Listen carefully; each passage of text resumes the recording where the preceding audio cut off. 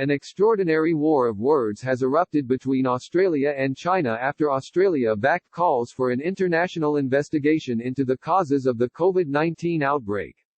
Here we look at how the verbal stoush escalated.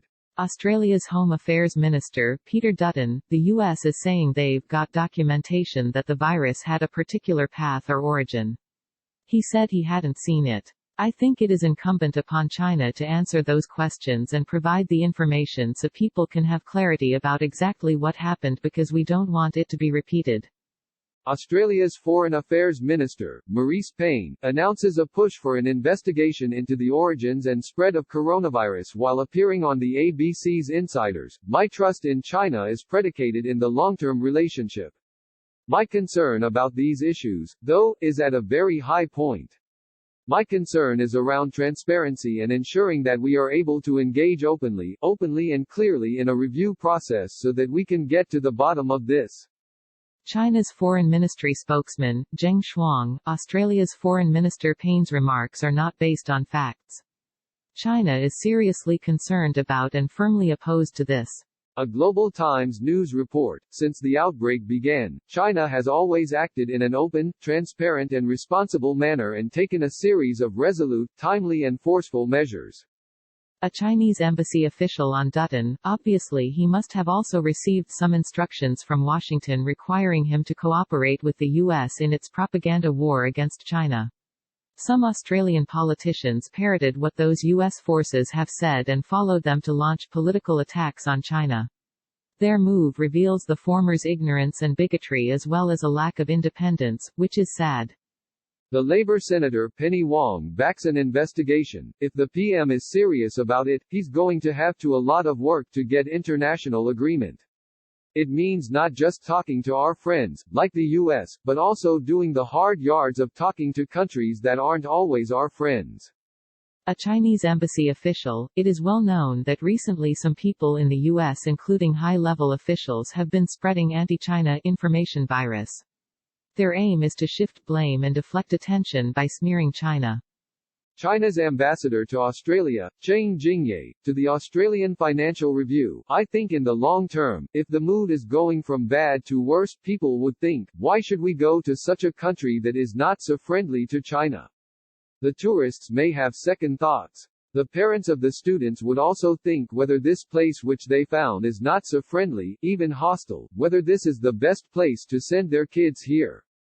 It is up to the people to decide. Maybe the ordinary people will say, why should we drink Australian wine?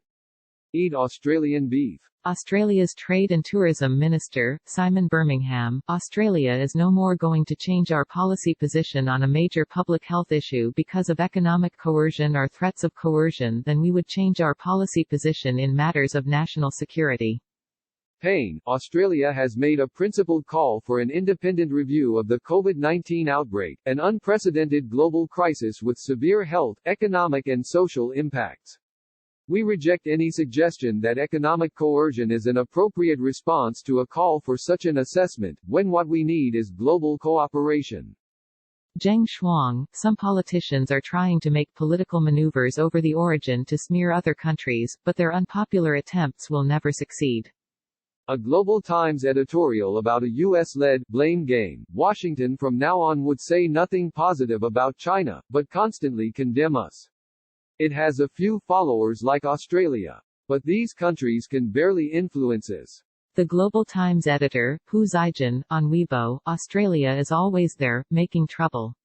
It is a bit like chewing gum stuck on the sole of China's shoes. Sometimes you have to find a stone to rub it off. Australia's Labour leader, Anthony Albanese, Australia wants a positive relationship with China, but it's got to be built on a level of trust and transparency is what is required from assessments of this virus and how it came about. Cheng releases a summary of a private phone call with the Department of Foreign Affairs Secretary, Frances Adamson. Secretary Adamson tried her best to defend Australia's proposal about the independent review, saying the proposal neither has political motive nor targets China.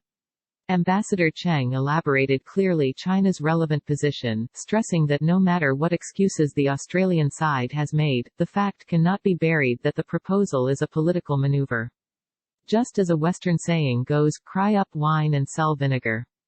The department responds to Cheng's statement. DFAT notes with regret that the Embassy of the People's Republic of China has issued a statement releasing purported details of official diplomatic exchanges.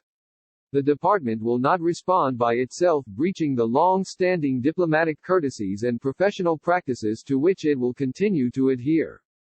A Global Times editorial, this is an all-out crusade against China and Chinese culture, led by Australia, which has worked hard in the past to become a comprehensive strategic partner of China. Canberra is treading on a hazardous path that has no prospect for a U-turn during the COVID-19 pandemic, and likely for a long time afterward. Zhang Shuang, I don't know where the so-called claim of economic coercion comes from. Hu Zijin on Twitter, let me give a coercion to Australia.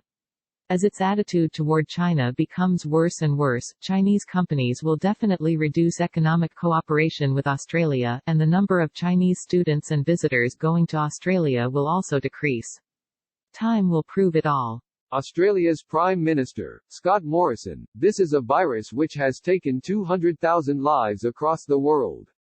It has shut down the global economy. It would seem entirely sensible and reasonable that the world would want to have an independent assessment of how this occurred so we can learn the lessons and prevent it from happening again. I think that is a fairly obvious and common sense suggestion.